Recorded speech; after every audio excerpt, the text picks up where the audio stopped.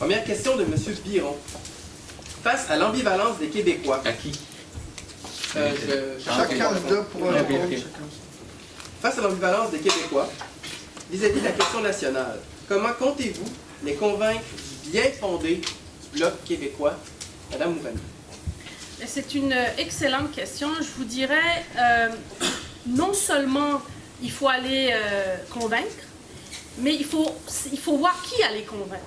Okay? Puis, dépendamment de qui on va voir, il y a des gens qui sont très au courant, il y a des gens qui sont moins au courant. Puis, moi, je vais vous dire, depuis que je fais de la politique active, l'un de mes mandats que je me suis donné, si vous voulez, c'est d'aller convaincre et de recruter le plus de personnes des autres origines, de toute origine. Et je suis à Montréal, puis je peux vous dire que j'ai un grand bassin de personnes. Et ce que les gens me disent, c'est qu'ils ne savent pas qu'est-ce que l'indépendance va faire, qu'est-ce qu'il va avoir après l'indépendance. C'est pas qu'est-ce que l'indépendance va nous apporter, mais qu'est-ce qu'il va y avoir après. Et les gens me rapportent leur peur. Ils ont peur d'être déportés, ils ont peur qu'il y ait une crise économique, ils ne savent pas vraiment est-ce qu'on va m'enlever un passeport, est-ce que c'est quoi qui va se passer. Aussi, les gens viennent de pays où il y a eu des guerres civiles, où il y a eu aussi des dictatures. Donc les gens ont peur de la politique. Et ça veut dire quoi? Ça veut dire que nous devons aller leur tendre la main et leur expliquer c'est quoi notre projet. Et lorsque je vais dans ces groupes-là, je vois plus de libéraux que de péquistes, que de bloquistes. Et ça doit changer. On ne doit plus laisser la place. On doit aller expliquer notre option. Et ils sont avec nous. Merci, Madame Mouvani. Pour convaincre de notre bien fondé, on ne doit pas tenter de convaincre pour notre bien fondé. C'est-à-dire qu'on doit être nous-mêmes. On doit être nous-mêmes. On doit redevenir ceux qu'on a toujours été. De parler, quand je disais tout à l'heure, aux Québécois d'une manière franche, honnête.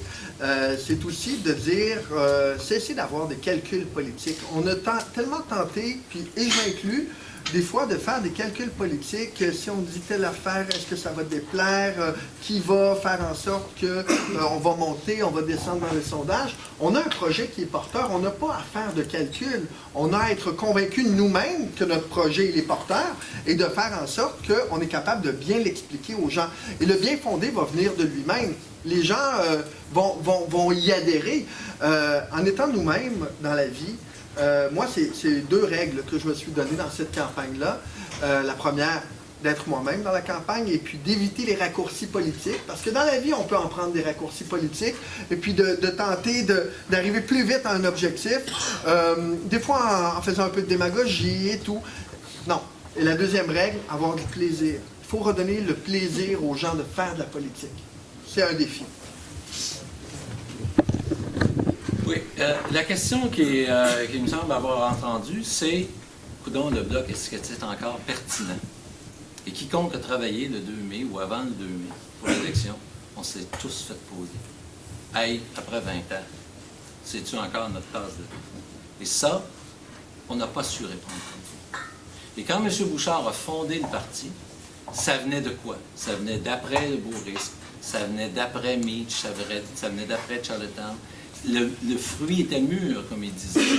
93, on a fondé le Bloc. 94, le Parti québécois a gagné, j'y étais. 95, on a fait un référendum. Certains disent qu'on se les fait voler. Mais il reste qu'une majorité de Québécois ont encore à être convaincus. Et la conviction, c'est d'aller leur expliquer par des exemples concrets. Par des exemples, j'en ai donné sur les chantiers maritimes. Par exemple, quand M. Obama est allé marcher avec M. Harper, est-ce qu'il y a eu un troc entre un pipeline de l'Ouest et la gestion de l'offre pour nos agriculteurs?